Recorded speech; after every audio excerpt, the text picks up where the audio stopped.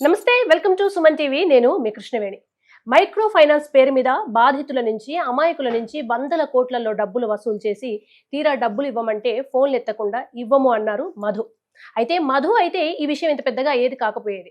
మంగ్లీ వాళ్ళ తమ్ముడు శివ ఇన్వాల్వ్మెంట్ ఉందని, మంగ్లీ ఉందంటేనే మేమంతా డబ్బులు పెట్టామని బాధితులు చెప్పడంతో ఈ అంశం తెర మీదకి వచ్చింది. ముఖ్యంగా బాధితుల పక్షాన పోరాడుతున్న సుబ్బు గారు ఇప్పుడు ఎక్కడ చూసినా ఆయన పేరే వినిపిస్తోంది. ఈ కేసు ఎక్కడ దాకా వచ్చింది, సుబ్బు గారు బిగ్ బాస్ వెళ్తున్నారా లేదా, శ్రీముఖ్ గారు ఏమైనా ఫోన్ చేస్తారా, ఇవన్నీ కనుక్కుందాం, మాట్లాడదాం. నమస్తే సుబ్బు గారు. నమస్కారం. శ్రీముఖ్ ఫోన్ చేశారా మీకు? అయ్యో లేదండి బాబు. బిగ్ బాస్ కి వెళ్తున్నారా? పిలిస్తే ఖచ్చితంగా వెళ్తానండి. ఏంటి అసలు కేసు ఏమో ఇది, రివర్స్ మీరేమో బాధితుల తరపు ఉన్నారు, మంగ్లీ గారేమో మీ మీదే చాలా విమర్శలు చేస్తూ వస్తున్నారు. ఎందుకు మంగ్లీ వర్సెస్ సుబ్బు ఎందుకే కూర్చుంది? అసలు ఇది చాలా అంటే చాలా డైవర్షన్ అయింది. వాస్తవానికి బాధితులు వర్సెస్ నిందితులు అవ్వాల్సింది. కానీ ఎప్పుడైతే మంగ్లీ గారు ఆర్బిట్రేషన్కి ఒక డైరెక్టర్ గారితో, ఒక అడ్వకేట్ సార్తో పిలిపించారో నేను రాను. అప్పటికే చాలా మంది పెద్ద పెద్ద వాళ్ళతో ఫోన్ చేయించారు. ఆవిడ కూడా కంటిన్యూగా కాల్స్ చేశారు. నేను లిఫ్ట్ చేయకపోయేసరికి ఒక అడ్వకేట్ సార్ ద్వారా, మీకు తెలుసు ఆయన వేణు, ఒక పెద్ద డైరెక్టర్ గారు కూడా ఉన్నారు, ఆయన కూడా అందరికీ తెలుసు. సో వీళ్ళందరూ కూడా పిలిపించడంతో నేను వెళ్ళడం జరిగింది. వెళ్ళినప్పుడు ఆవిడ అగ్రెసివ్గా మాట్లాడడం, భౌతిక దాడి చేయడానికి ప్రయత్నించేటప్పటికి నేను పంజగుట్ట పోలీస్ స్టేషన్లో కేసు పెట్టి, ఎప్పుడైతే ఎఫ్ఐఆర్ అయిందో అది ఒక్కసారిగా బ్లాస్ట్ అయింది అన్నట్టు. అంతా మీడియాకి అంతా రావడం, అందరూ ఒక్కసారిగా ఏం జరిగింది అనడం. ఆ తర్వాత ఆవిడ తప్పించుకునే ప్రయత్నంలో ఒక ఫాల్స్ కంప్లైంట్ ఇవ్వడం, తర్వాత దాని నుంచి మాట్లాడేటప్పుడు ఆవిడ దగ్గర తప్పులు దొరలడం, తర్వాత అసలు ఆవిడ ఈ రమావత్ మధు అనేవాడు ఎవడో నాకు తెలియదు అంది. వాడితోనే నాకు కాల్ చేయించింది. అసలు వాడికి మాకు సంబంధం లేదండి, కానీ వాడితోనే ట్రావెల్ అయింది, వాడితోనే ఉండింది. వాళ్ళ తమ్ముడిని వాడితోనే పెట్టి బిజినెస్ దగ్గర ఉండి చూసుకోమని చెప్పి పంపించినట్టు బాధితులు చెప్పారు. తర్వాత వీళ్ళందరి దగ్గర ట్రాన్సాక్షన్స్, ఫొటోస్, బాధితులతో మంగ్లీ తమ్ముడు తిరగడం, వాళ్ళతో కలిసి మాట్లాడడం, భోంచేయటం, వాళ్ళతో డబ్బులు పెట్టుబడి పెట్టండి, వెనకాల మా అక్క ఉన్నారు, తర్వాత మా చెల్లిని కూడా ఆయనకి ఇచ్చి చేయబోతున్నాం అని ఇవన్నీ చెప్పడం. అసలు ఆ మాట అనకండి, నా రక్తం మరుగుతోంది, మా చెల్లిని అలా ఇస్తున్నాం అనకండి అని అంటున్నారు కదా ఫోన్ కాల్స్ లో మంగ్లీ గారు. అదంతా తప్పండి. అలా అంటే బాధితులందరూ అబద్ధం చెప్తారా? సరే, ఓకే. కర్నూలు సైడ్ వాళ్ళు, మహబూబ్ నగర్ సైడ్ వాళ్ళు అబద్ధం చెప్తారు. మరి వద్దిపట్ల, పలుగుతాండా సైడ్ ఉన్నటువంటి 7-8 తాండాల వాళ్ళు దాదాపుగా 500 కోట్ల వరకు ఇచ్చారని చెప్పి వాళ్ళు అంటున్నారు. వాళ్ళందరితో కూడా ఇదే చెప్పారు. వాళ్ళ ఊరికి కూడా మంగ్లీ గారు వెళ్ళారు, కన్స్ట్రక్షన్ లో ఉన్న ఇల్లుని విజిట్ చేశారు, అక్కడ కలిశారు, దిగారు, వాళ్ళతో భోజనం చేశారు. కానీ మాతో అసలు ఆడెవడో నాకు తెలియదు, వాడికి మాకు సంబంధం లేదన్నారు. తర్వాత పంజగుట్ట పోలీస్ స్టేషన్లో తప్పించుకోవటానికి ఏదో ఫాల్స్ కంప్లైంట్ పెట్టినప్పుడు ఆవిడేమన్నారు, అవునండి మా బంజారా కమ్యూనిటీ ఆయన మాతో వచ్చిండు, అవును అందుకని ఆదరించామని అన్నారు. తర్వాత చూస్తే నేను చాలా వీడియోస్ ఈ మీడియాకి లీక్ చేశా. మంగ్లీ గారు పాట పాడుతుండే తన పక్కన ఈ ఎవడైతే ప్రధాన నిందితుడు రమావత్ మధు వాడు ఉండడం, తర్వాత మంగ్లీ గారు బర్త్డే పార్టీలో రమావత్ మధు ఉండడం, ఒక డైమండ్ నెక్లెస్ కూడా కొనుక్కొని వెళ్ళడం, తర్వాత అవన్నీ తర్వాత బయటపడ్డాయి. సో తర్వాత ఇప్పుడు తన ఇల్లు కూడా లీజ్ కి ఇచ్చారు మధుకి అని. ఇదంతా అబద్ధం. ఎందుకంటే ఇక్కడ ఎందుకుండు అని రేపొద్దున జనాల నుంచి వచ్చే ప్రశ్నలకు సమాధానం చెప్పలేక, అవును మా ఇల్లుని మేము లీజ్కి ఇవ్వబోతున్నాం, ఆయన వచ్చి తీసుకుంటూ అంటాను. ఇల్లు లీజుకి ఇవ్వబోతున్నా అంటే ఇతనికే ఎలా లీజుకి దొరికింది? మీతో ట్రావెల్ చేసే వ్యక్తికి ఇంక అంతకుముందు ఇంకెవరు దొరకలేదా? ఏంటంటే తప్పించుకోవడానికి అదొక అబద్ధం చెప్తున్నారు తప్ప. మళ్ళీ మంగ్లీ గారికి ఈ మొన్నటి నుంచి జరుగుతున్నటువంటి కొత్త వాదన ఏంటంటే, ఒక వదంతు కాదు, పోలీస్ డిపార్ట్మెంట్ నుంచి ఒక విషయం ఏంటంటే, మంగ్లీ గారి అకౌంట్ నుంచి 25 లక్షల రూపాయలు చెక్, అంటే క్యాష్ వాళ్ళిద్దరి మధ్య ట్రాన్సాక్షన్ ప్రధాన నిందితుడు రమావత్ మధు దగ్గర జరిగిందని చెప్పారు. ఏమో అది ఎంతవరకు నిజమో తెలియదు, అది అఫీషియల్గా వచ్చినప్పుడు దాన్ని ఖచ్చితంగా మనం ధృవపరుస్తాం. అయితే ఇవన్నీ జరుగుతున్న క్రమంలో ఆవిడ తప్పించుకోవటానికి, డిఫెన్స్ చేసుకోవడానికి ఈ ప్రయత్నం చేశారు తప్ప, ఆ రోజే బాధితులకు న్యాయం చేయండి నాకు అన్నారు. మీకు ఎంత కావాలో చెప్పండి, నాకెందుకండి, బాధితులకి ఇవ్వండి. ఆ రోజు బాధితులను కూడా నేను తీసుకొని వెళ్ళాను. బాధితులకి ఇవ్వండి. అయ్యో వాళ్ళు రోడ్డు మీదకి వచ్చేసారండి, 80-90 మంది ఉన్నారు, దాంట్లో 5 లక్షలు కట్టిన వాళ్ళు ఉన్నారు, 10 లక్షలు కట్టిన వాళ్ళు ఉన్నారు. అరే కూలికి వెళ్ళి ఒక ఆశా వర్కర్ 90 లక్షలు ఇచ్చిందంట, మొత్తం అమ్మేసి ఇవన్నీ చేసి కూలికి. అరే చెప్పులు కూడా ఇవ్వండి వాళ్ళకి, వచ్చి సార్ న్యాయం చేయండి అని చెప్పి ఏడుస్తుంటే ఇంకెలా ఉంటుంది? అంటే మంగ్లీ గారు వర్షం చూద్దామండి కాసేపు. మంగ్లీ గారు ఫస్ట్ ఏమో మధు ఎవరో తెలియదు అన్నారు. తర్వాత మీరు అన్నట్టుగా ఒకసారి ఏదో ఈవెంట్కి వెళ్తే నేను చాలా మంది ఇళ్లలోకి వెళ్తాను, అలా పిలిచి సేమ్ కమ్యూనిటీ అంటే వెళ్ళానన్నారు. తర్వాత ఏమో లేదు మా ఇల్లు లీజుకి ఇచ్చాము, తర్వాత అమ్ముదామంటే ట్రాన్సాక్షన్ అయింది, 25 లక్షలు ఇస్తే ఉంచామన్నారు. ఎక్కడ కొంచెం అంటే మంగ్లీ నిజంగానే నిర్దోషి కావచ్చు అని ఫస్ట్ మధు ఎవరో తెలియదు అని భయంతో అన్నారా? ఎందుకు అన్నారు? లేదు మధు తెలుసు, ఇలా ఇల్లు కొంటా అన్నారు, బట్ ఆయన ఇంత పెద్ద నిందితుడు అని తెలియదు, మీరు కేసు పెట్టండి అని ఒక మాట అనుంటే ఇవాళ ఈ పరిస్థితి రాకపోయింది. అంటే ఈ పరిస్థితి రాకపోతుంటే ఆవిడ పేరు చెప్పుకొని బిజినెస్లు చేసినటువంటి రమావత్ మధు మీద, వాళ్ళ తమ్ముడు మీద, మంగ్లీ తమ్ముడు మీద, మిగతా భరత్ కుమార్ చౌహాన్, శైలజ చౌహాన్ వీళ్ళందరి మీద ఆ రోజే కేసు పెట్టినట్టయితే ఈవిడ నిర్దోషిగా ఈ రోజు చాలా గర్వంగా ఉండేది. ఆ రోజు తప్పించుకునే ప్రయత్నంలో ఇది బయటికి రాదులే, ఇది ఏం కాదులే, దీనికి ఆధారాలు దొరకవులే అని చెప్పి చాలా తను రెక్లెస్ గా ఉండడంతో తన అహంకారంగా మాట్లాడదు. మీరు కూడా నిన్న చూసుకున్నట్లయితే ఈ కేసు తీసుకొచ్చినటువంటి తిరుమల కూడా బూతులు తిట్టడం జరిగింది. సంపత్ నాయక్ కూడా తెర మీదకి వచ్చి పాటలు ఇవ్వద్దనడం లైవ్ కాల్లోనే. కానీ నాకు తెలిసినంత వరకు ఇది పాలిటిక్స్ డైవర్షన్ కి వెళ్తుంది అనేది నా ఉద్దేశం. పర్సనల్ గా అర్జున వాళ్ళందరూ కూడా ఛాన్స్ తీసుకున్నారు. నేను చెప్తున్నా అందరికీ కూడా దయచేసి అందరూ గమనించండి ప్రజలారా, ఇది కేవలం బాధితులకు తరపున న్యాయం జరగాలి తప్ప ఇది పాలిటిక్స్ డైవర్షన్ కి వెళ్ళడానికి వీల్లేదు. ఆ సంపత్ నాయక్ గారు కానీ, ఆవిడ ఇంకెవరో ఒక రాథోడ్ అనే ఒక ఆవిడ ఉన్నారు, వాళ్ళు కానీ దీనికి నాకు ఎటువంటి సంబంధం లేదు. వాళ్ళు మరి ఎందుకు దీన్ని అటువైపు తీసుకెళ్తున్నారో నాకు తెలియదు. మాకు బాధితులకు న్యాయం జరిగితే చాలు. ఇంతవరకు సంపత్ నాయక్ గారు కానీ అమ్మాయి కానీ మాతో మాట్లాడడం జరగలేదు. కానీ నేను ఇంకొకటి ఏమంటానంటే, ఇప్పుడు వాస్తవానికి ఆ అమ్మాయి పాటలు పాడుతుంది, తన జీవనాధారం మీద దెబ్బ కొట్టొద్దు. ఇప్పుడు ఆవిడ తప్పు చేస్తుందా తప్పు చేయలేదా అనేది నేను కోర్టులో నిరూపిస్తా. అంతేగాని ఆవిడ పాటలు పాడుతుంది, తర్వాత ఆవిడ పాటలు తేలేంత వరకు బ్యాన్ చేయమని అంటానికి అది అడగాల్సిందే నేను, వాళ్ళు కాదు. అది అడగాల్సిందే నేను, బాధితులు. వీళ్ళు మధ్యలో చాలా ప్రత్యేక ఇంట్రెస్ట్ చూపిస్తున్నారు. దయచేసి సంపత్ నాయక్ గారికి కూడా నా విజ్ఞప్తి ఏంటంటే, ఆయనతో నేను ఎప్పుడు మాట్లాడింది లేదు, కానీ దీన్ని కావాలని డైవర్షన్స్ చేసి పాలిటిక్స్ వైపు లాక్కెళ్ళొద్దు. ఇంకేంటంటే, ఇక్కడ మీకు కన్సెంట్ ఉంటే మాతో కలిసి బాధితుల తరపున రండి. ఇప్పటి వరకు వాళ్ళు బాధితుల తరపున మాట్లాడుతున్నారు తప్ప ఎప్పుడు నన్ను కన్సల్ట్ కాలేదు. ఇంకోటి ఏంటంటే, ఒకరి పొట్ట మీద మనం కొట్టడం అనేది ఇది నిజంగా అనాగరిక చర్య.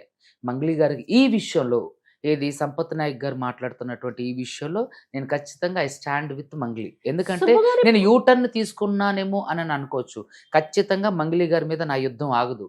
బాధితులకు న్యాయం జరిగేంత వరకు.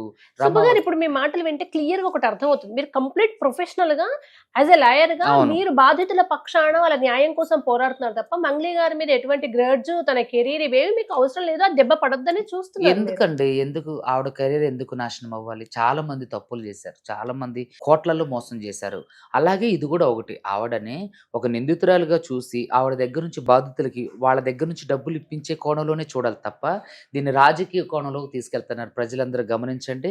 ఖచ్చితంగా మంగ్లీ గారు తప్పు చేస్తుంటే నేను కోర్టు ద్వారా ఆవిడకి శిక్ష పడేటట్లు చేస్తా, వాళ్ళ దగ్గర నుంచి డబ్బులు వసూలు చేస్తా. అంతేగాని ఆవిడ ప్రొఫెషనల్ అంటే పాటల బాటం మీద కానివ్వండి, లేదంటే ఆవిడ జీవితం మీద దెబ్బ కొట్టాలనేది మా ఉద్దేశం కాదు. బాధితుల తరపున అంటే on behalf of my clients మా వే అది కాదు, మా ఉద్దేశం అది కాదు. ఇప్పుడు ఎలాంటి వాళ్ళైనా సరే, ఇప్పుడు ఒక గిరిజన ఆడబిడ్డ, మా ఇంటి ఆడబిడ్డని నాకు ఒక మంచి ఆలోచన ఉంది. సో ఆవిడకి మాకు ప్రొఫెషనల్ గా ఫైట్ అవుతుంది తప్ప ఏది రాజకీయ పరంగా కాదు. అదే విధంగా ఆవిడ ప్రొఫెషనల్ కి సంబంధించింది కాదు. ఆవిడని ఖచ్చితంగా ముక్కు బిండి డబ్బులు వసూలు చేస్తాం. మంగ్లీ గారిని వదిలిపెట్టేదే లేదు. ఖచ్చితంగా మంగ్లీ గారి మీద యుద్ధం ప్రకటించాం. లీగల్ గా మేము చేయాల్సిన అన్ని చేస్తున్నాం. ప్రాపర్టీ అటాచ్మెంట్ కూడా చేస్తాం. మంగ్లీ గారిని కూడా ఇందులో ప్రధాన నిందితురాలుగా ఆల్రెడీ సిసిఎస్ లో కూడా మొన్న కంప్లైంట్ ఇవ్వడం జరిగింది మంగ్లీ గారు వాళ్ళ తమ్ముడు మీద. ఇది మాత్రం ఆపు. ఖచ్చితంగా వాళ్ళని ఖచ్చితంగా రోడ్డు మీదకి లాక్కొచ్చి వాళ్ళ ఆస్తులు అమ్మిచ్చైనా సరే బాధితులకు న్యాయం చేస్తాం. అంతేకాని దీన్ని పాలిటిక్స్ వైపు తీసుకెళ్లడం, ఈ సంపత్ నాయక్ గారు కానీ మిగతా వాళ్ళు కానీ ఈ పాలిటిక్స్ వైపు తీసుకెళ్లడం దయచేసి వద్దండి. మాకు అసలు మీరు ఏదన్నా బాధితులకు సహాయం చేయాలనుకుంటే దయచేసి మాతో పాటు ఫైట్ చేయండి. దీన్ని వేరే కోణంలో తీసుకెళ్ళి మీరు అంటే రాజకీయ లబ్ధి పొందడానికో లేదా ఇంకోటి ఏదైనా అయి ఉండొచ్చు. వాస్తవానికి మీరు మానవతా దృక్పథంతో మాట్లాడితే మీకు నిజంగా శతకోటి నమస్కారాలు, నేను చాలా అప్రిషియేట్ చేస్తాను. కానీ దీన్ని ఇది ఒక డైవర్షన్ తీసుకుంటుందేమో అని భయం వేస్తుంది. ఎందుకంటే ఇప్పుడు మాకు జరగాల్సింది నా దగ్గర ఉన్న నా బాధితులకే కాకోకుండా మిగతా దేవరకొండ, పలుగుతాండ, అదేవిధంగా పిఏపల్లి, పెద్దాడిచర్లపల్లి, తర్వాత ఈ కర్నూలు, డోన్, ఆదోని, మహబూబ్ నగర్ వీళ్ళకే వీళ్ళకి న్యాయం జరిగితే చాలు, అంతే తప్ప దీన్ని రాజకీయ కోణంలోనో ఇంకో కోణంలో తీసుకెళ్ళాలనేది మా ఉద్దేశం కాదు. ఆవిడ్ని సినిమాలలో పాడించొద్దు అనేది మా ఉద్దేశం కాదు. ఆవిడ వ్యక్తిగత జీవితాన్ని దెబ్బకొట్టడం మా ఉద్దేశం కాదు. మాకు కేవలం మా దగ్గర ఉన్నటువంటి బాధితులకు న్యాయం జరిగితే చాలు. దయచేసి ప్రజలందరూ గమనించండి. మంగ్లీకి సంబంధించినటువంటి కేసుని మేము ఎట్టి పరిస్థితుల్లో ప్రాణం పోయేంత వరకు వాదిస్తాం, బాధితులకు న్యాయం చేస్తాం. అంతేగాని ఇప్పుడు డైవర్షన్ పాలిటిక్స్ వైపు వెళ్తుంది. దీన్ని కూడా గమనించండి. ప్రజలందరూ కూడా ఎవరైతే బాధితులు ఉన్నారో, ఎవరైతే నిందితులు ఉన్నారో, నిందితులను కఠినంగా శిక్షించే క్రమంలో, బాధితులకి ఖచ్చితంగా న్యాయం జరిగే క్రమంలో అడ్వకేట్ సుబ్బు పోరాడతారు. ఇప్పటికీ కూడా ఎట్టి పరిస్థితుల్లో మంగ్లీని వదిలిపెట్టేదే లేదు. కాదు సుబ్బు గారు, ఇప్పుడు మీరు మంగ్లీ గురించి కాసేపు మంగ్లీ వర్షన్ మాట్లాడదాము. ఇప్పుడు అమ్మాయి పేరు వాడుకొని వీళ్ళందరూ వసూలు చేశారనేది వాళ్ళు కూడా మంగ్లీ లేదు. ఆ అమ్మాయి పేరు వాడుకొని వీళ్ళు వసూలు చేయటం కాదు, వీళ్ళు వసూలు చేసేది మంగ్లీ గారికి తెలుసు. షూరా? అంటే మనకి ఇప్పుడు నేను సాక్ష్యాలు అవన్నీ అవునే డామ్ షూర్.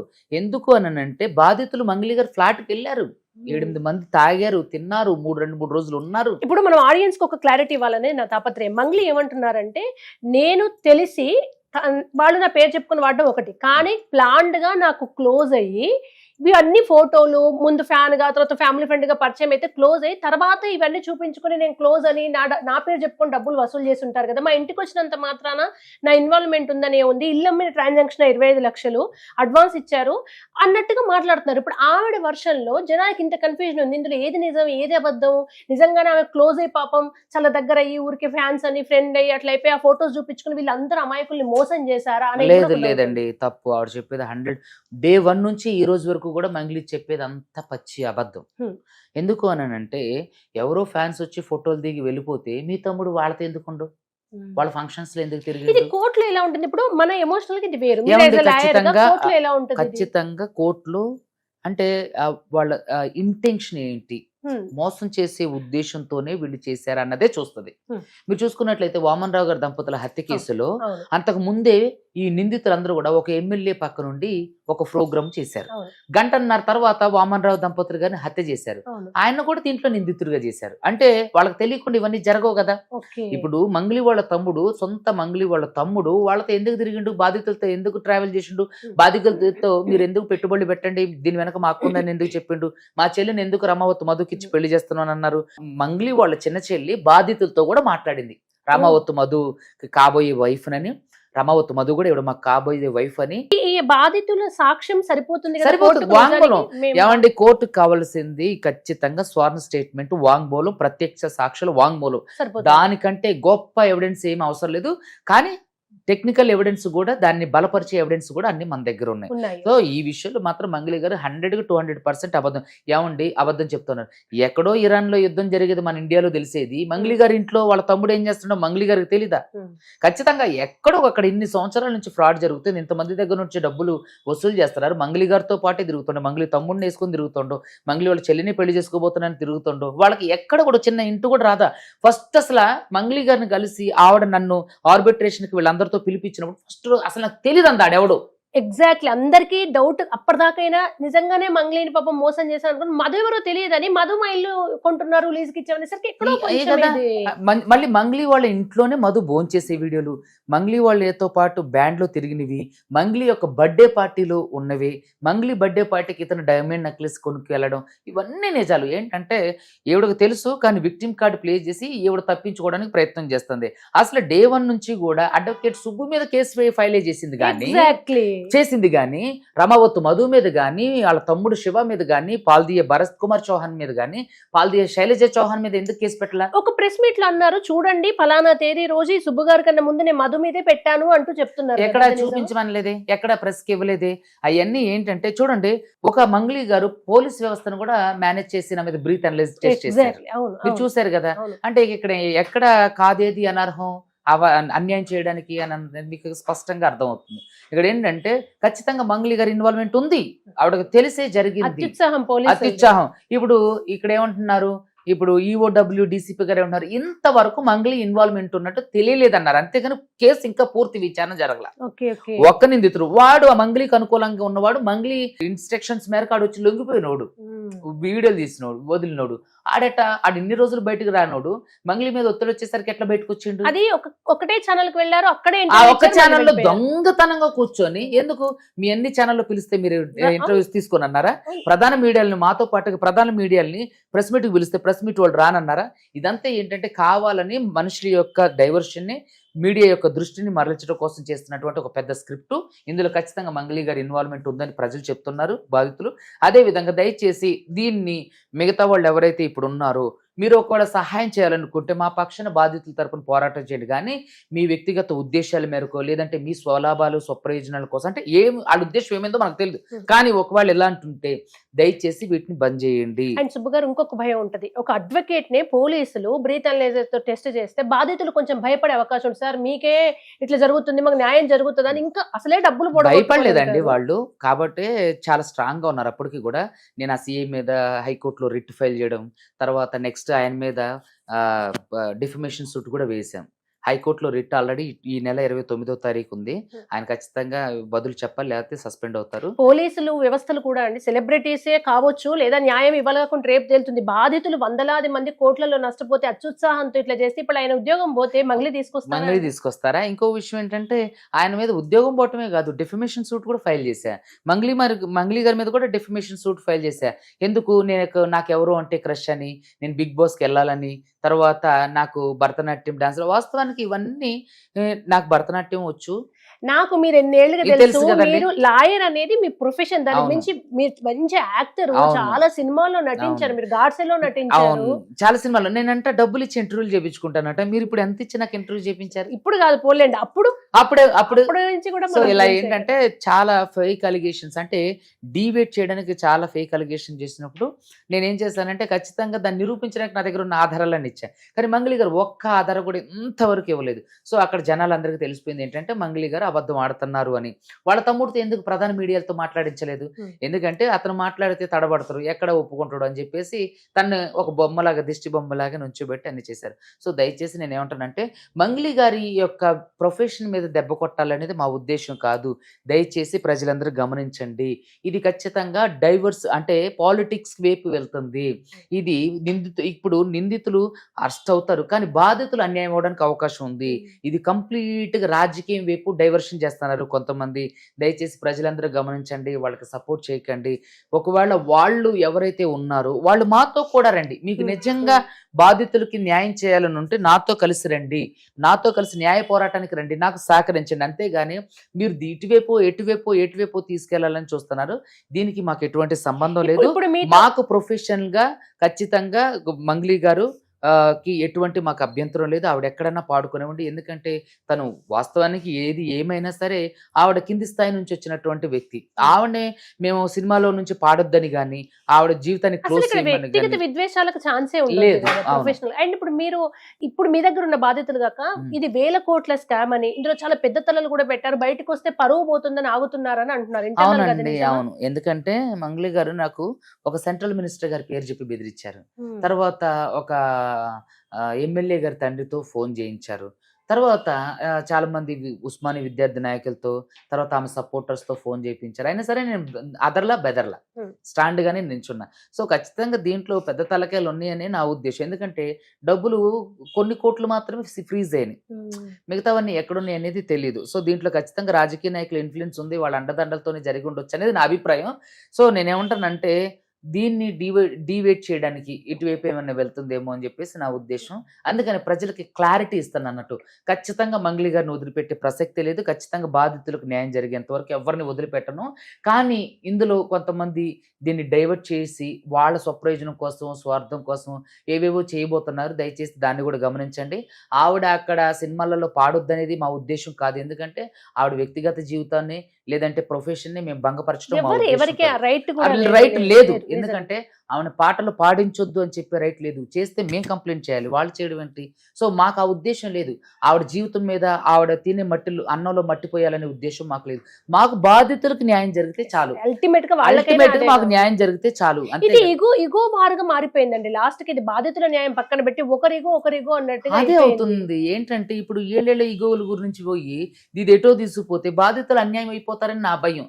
సో కాబట్టి దయచేసి ఆ మిత్రులకు కూడా ఎవరైతే కంప్లైంట్ చేసినట్టు చేసినటువంటి మా అసోసియేషన్ కానివ్వండి, ప్రొడ్యూసర్ కౌన్సిల్కి కంప్లైంట్ చేసిన మిత్రులకు కూడా నేను మీడియా ముఖంగా కోరుకునేది ఏంటంటే, దయచేసి దీన్ని మీ ఈగోయిస్టిక్ గాను, లేదంటే డైవర్షన్ పాలిటిక్స్ గాను, లేదంటే మీ స్వప్రయోజనాల కోసం దీన్ని దయచేసి అండ్ వాడుకోకండి. సాధారణంగా కూడా మనం అంటాం కదా, ప్రూవ్ అవ్వనంత వరకు వాళ్ళు కేవలం నిందితులే, నేరస్తులు కాదు.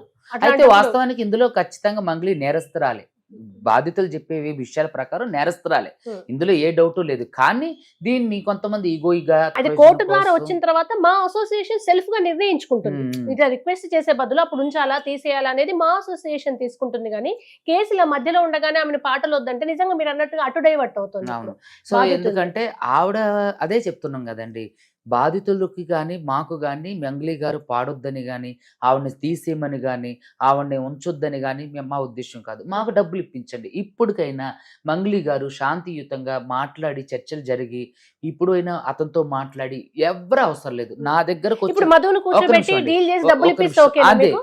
ఇప్పుడు అది చెప్తున్నాను, నా దగ్గరకు వచ్చి నా బాధితుల వరకు డబ్బులు ఇప్పిస్తే చాలు సార్. మిగతా వాళ్ళదంటే వాళ్ళ అడ్వకేట్లు చూసుకుంటారు. ఈ ఈ ఇష్యూని బయటకు లాక్కొచ్చింది నేను, ఇంత సెన్సేషన్ అవడానికి కారణం నేను, దీన్ని మీడియాలో పెట్టింది నేను. కాబట్టి నా క్లయింట్లకి నా వరకు న్యాయం చేసిన, నా దగ్గర ఉన్నటువంటి కేసులు అన్ని విత్డ్రా చేసుకుంటా. ఈవెన్ సిఐ గారి మీద వేసిన కేసు కూడా విత్డ్రా చేసుకోవడానికి నేను సిద్ధంగా ఉన్నాను. ఎందుకంటే ఇక్కడ నాకు ఆయనకి కంటే కూడా బాధితులకు న్యాయం జరిగింది అనుకోండి, వాళ్ళకి 4 వేలు ఈ 5,000 నోట్లోకి వెళ్ళడానికి చాలా కష్టం అవుతుంది. ఎంతో మంది భార్యలో తమ భర్తలకు తెలియకోకుండా చిట్టీలు వేసుకుని దాచుకున్న డబ్బులు, బంగారం తాకట్టు పెట్టిన డబ్బులు, ఎంతో మంది కూతుళ్ళు పెళ్లిళ్ళకి దాచుకున్న డబ్బులు, ఎంతో మంది ఇల్లు పొలాలు అమ్ముకున్న తెచ్చిన డబ్బులు అండి అవన్నీ. సూసైడ్ చేసుకోవడానికి కూడా ట్రై చేశారు, చాలా మంది చనిపోయారు, బా. ఒక 4-5 చనిపోయారు. సో కాబట్టి దయచేసి ఏంటంటే, నాకు ఎటువంటి ఈగో లేదు. కానీ ఇంత జరిగాక ఈ కాంప్రమైజ్ అనేది సాధ్యమా అనిపిస్తోంది. నేను ఏమంటానంటే, సుబ్బు తలుచుకుంటే సాధ్యమే. నేను తలుచుకుంటే, నేను అనుకుంటే, నేను నిందితులు ఎవరైతే ఉన్నారో వాళ్ళతో మాకు పక్కకు పెట్టండి. ఎవరైతే మంగ్లీ గారు ఉన్నారో ఆవిడ వాళ్ళతో మాట్లాడించి, మా బాధితులు ఎవరైతే ఉన్నారో వాళ్ళందరికీ ఇప్పుడు రూపా ఉందండి, రూపా కట్టారు, రూపా పోయిన వాళ్ళకి 30 ఇవ్వండి. నేనేమంటాను, దానికి కూడా ఐఎమ్ రెడీ. రూపా పోయిన వాళ్ళకి 30 ఇవ్వండి. ఇప్పుడు ₹10 పెట్టారనుకోండి, ₹10 పెట్టిన వాళ్ళకి అంటే 50 పైసలు పోయి, 50 పైసలు పెట్టారు, 50 పైసలు 40 పైసలు ఇవ్వండి. ఇప్పుడు 100 పైసలు పెట్టారు, 80 పైసలు ఇవ్వండి, చాలు. ఎందుకంటే ఏదో అంటారు కదా, మా వాళ్ళకి అప్పటి వరకు వాళ్ళు బ్రతకడానికి కష్టం అవుతుంది. ఎంతోమంది ఇప్పటికీ కూడా ఈఎంఐలు కట్టి, మనీ యాప్ల్లో లోన్లు తీసుకొని, బంగారాలు తాకట్టు పెట్టి వాళ్ళ ఉసురు పోసుకోకండి దయచేసి. ఇప్పటికైనా సరే మీరు వాళ్ళందరూ కలిసి కూర్చోబెట్టి డబ్బులు అవుట్ ఆఫ్ కోర్ట్ సెటిల్మెంట్ అయినా పర్వాలేదు, మీరు ఎవరిని తీసుకొచ్చుకున్నా పర్వాలేదు, నేను బాధితులు దీన్ని కట్టించి ఎవరైనా పెద్దలు ముందుకొచ్చారా? ఇంకా నేను ఎవరితో మాట్లాడలేదండి. అప్పటి నుంచి ఏ ఫోను నేను అటెంప్ట్ చేయలేదు. సో కాబట్టి నేను ఏమంటానంటే, ఎప్పటికైనా మించిపోయింది లేదు. నా బాధితులకు నాకు న్యాయం జరిగితే చాలు. మీరు మీడియా అందరిని పిలిపించి, మీరు మీడియా సమక్షంలో ఎవరెవరికి ఎంతెంత ఇవ్వాలో మీడియా సమక్షంలో, ఎందుకంటే అసలు ఈ క్రెడిట్ అంతా కూడా మీడియాది, సోషల్ మీడియా వాళ్ళది. నిజంగా చాలా రుణపడి ఉంటా మీడియాకి. పోలీసులు మీ మీద చేసిన బ్రీత్ అనలైజర్ టెస్ట్ ను కూడా నిజంగా నాకు సపోర్ట్ చేసి, నేను ఏ తప్పు చేయలేదని చెప్పి నిరూపించారు. నిజంగా మీడియాకి నేను రుణపడి ఉంటా. మీడియా అందరినీ కూడా నేను ఒకటే కోరుకుంటున్నా, మీడియా సమక్షంలోనే, ఎందుకంటే దీన్ని ఇంత సెన్సేషన్ చేసి బయటకు తీసుకొచ్చింది వాళ్ళే. సో మీడియా సమక్షంలో ఎవరెవరికి ఎంతెంత ఇవ్వాలో, 10 పైసలు ఇవ్వాల్సిన వాళ్ళకి 9 పైసలు ఇవ్వండి, 100 పైసలు ఇవ్వాల్సిన వాళ్ళకి 80 పైసలు ఇవ్వండి, 50 పైసలు ఇవ్వాల్సిన 40 పైసలు ఇవ్వండి. ఇచ్చి అందరికీ సెటిల్ చేస్తే ఈ కేసులన్నీ విత్డ్రా చేసుకోవడానికి నేను సిద్ధంగా ఉన్నా. మంగ్లీ గారికి ఈ ప్రజా వేదికగానే నేను తెలియజేస్తున్నా.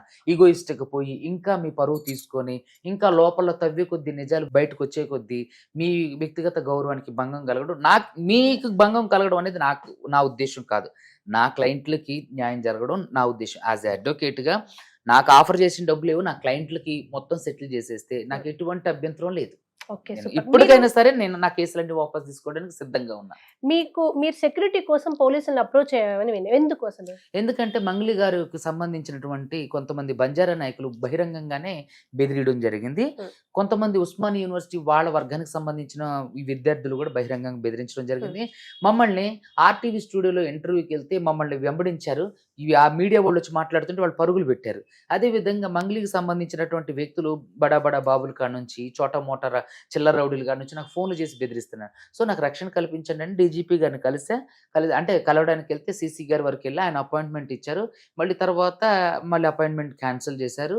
మంగ్లీ గారికి మాత్రం ఒక రోజులోనే దొరికింది. ఏది నిందలు పడుతున్నటువంటి ఆ మంగ్లీ గారికి. కానీ బాధితుల తరపున పోరాడుతున్న నాకు మాత్రం 4 రోజుల నుంచి డీజీపీ గారు మాత్రం అపాయింట్మెంట్ ఇవ్వలేదు. సీసీ గారి వరకే వెళ్తున్నాం తప్ప డీజీపీ గారి వరకు ఇవ్వలేదు.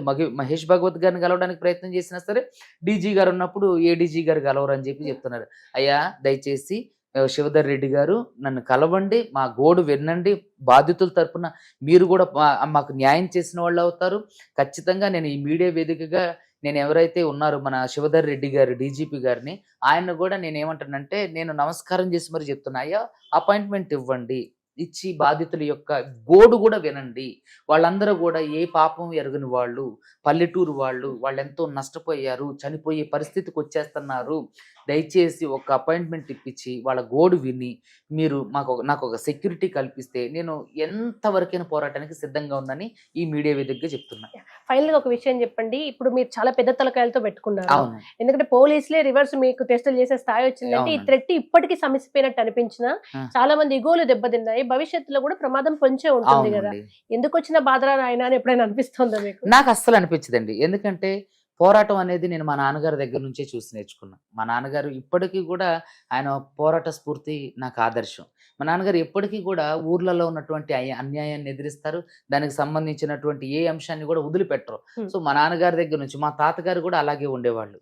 సో ఎప్పటికీ కూడా నేను మా నాన్నగారిని నేర్చుకున్నటువంటి పోరాట పట్ల ఖచ్చితంగా ఎప్పటికీ వదిలిపెట్టిన, అది ప్రాణం పోయేంత వరకు కూడా. ఖమ్మం బ్లడ్ అండి మాది, ఖమ్మం బ్లడ్ ఊరికినే పోదు. I'm very happy for you Subbu గారు. మీరు మంచి పొజిషన్ కి వచ్చారు. ఇప్పుడు ప్రజలందరూ మిమ్మల్ని గౌరవిస్తారు. మీరు ఎవరికి తెలియక ముందు ఇదే, ఇప్పుడు అందరికి తెలిసేసరికి మీరు పేదల లాయర్, ముందు నుంచి మీరు పేదల పక్షపాతే. ఏ స్థాయికి వెళ్ళినా ఎంత పేరు వచ్చినా మీరు ఇట్లాగే పేదల పక్షపాతంగానే వ్యవహరించాలని కూడా తప్పకుండా అండి, అలాగే చేస్తా. Thank you.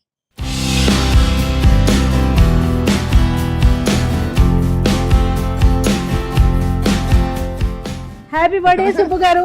సో మీరు ఇంకా గొప్ప స్థాయికి ఎదగాలి. ఈయన మంచి లాయరే కదంటే, అద్భుతమైన యాక్టర్ కూడా, మంచి నటులు, డాన్సరు, చాలా మంచి ఆర్టిస్ట్. తనలో ఉన్నట్టు ఆల్రెడీ చాలా సినిమాల్లో కూడా ఉన్నారు. ఇప్పుడు మీరు బ్యాక్ కి వెళ్ళి సెర్చ్ చేస్తే దొరుకుతారు. సుబ్బు గారు మీ కెరీర్ లో అలాగే మీకు ఇష్టమైన ప్రవృత్తి యాక్షన్ లో వాటిలో కూడా ముందుకు రావాలని మా సుమన్ ఛానల్ నుంచి కోరుకుంటున్నాము. సుమన్ టీవీ నుంచి సుబ్బు గారి బర్త్డే సెలబ్రేషన్స్ కట్ చేసేయండి.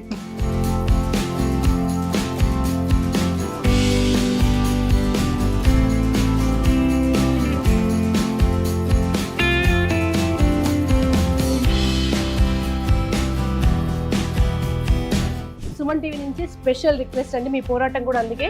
బాధితులకు న్యాయం జరగాలని, వాళ్ళందరికీ వాళ్ళు కోల్పోయిన డబ్బులు తిరిగి రావాలని, అది మీరు ఇందాక మన ఇంటర్వ్యూలో చెప్పినట్టుగా సామరస్యంగా అయినా కోర్టు ద్వారా అయినా కానీ ఎట్టి పరిస్థితుల్లో వాళ్ళ డబ్బులు వాళ్ళకి వచ్చేదాకా మీ పోరాటం ఆపొద్దని కోరుకుంటున్నాను. తప్పకుండా అలాగే.